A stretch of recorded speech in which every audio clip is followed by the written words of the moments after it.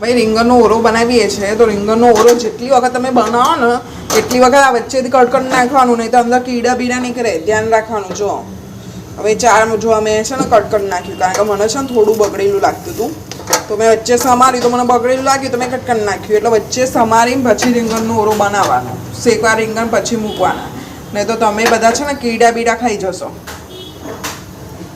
અને એકદમ બાજરી રોટલા, રીંગણનો ઓરો, અને શું કહેવાય, આપણે શું બનાવવાનું છે આજે, સ્વામિનારાયણ રીંગણનો ઓરો. એટલે કાંદા બી યુઝ નહીં થાય અને લસણ બી યુઝ નહીં થાય, એટલે એકદમ સરસ રીતે બનાવીશું. એટલે આપણે આની અંદર છે ટામેટાની ગ્રેવી અને આદુ.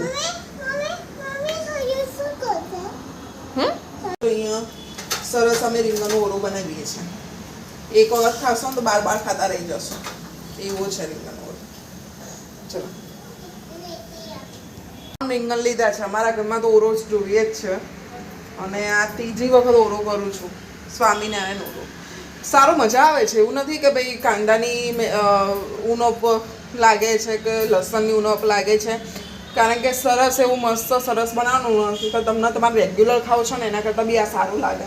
એકચ્યુઅલી હું આદુ અને મરચાં નથી, આદુ જ લઉં છું આની અંદર, કારણ કે આદુનો ટેસ્ટ જ નાખું છું, બાકી તો લાલ મરચું કલર માટે લઉં છું. તો આવો અમારા ઘરે ખાવા, સરસ બનાવીએ છીએ અમે.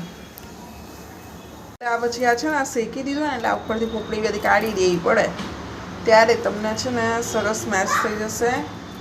આ પોપડી બધી જ કાઢી દેવાની.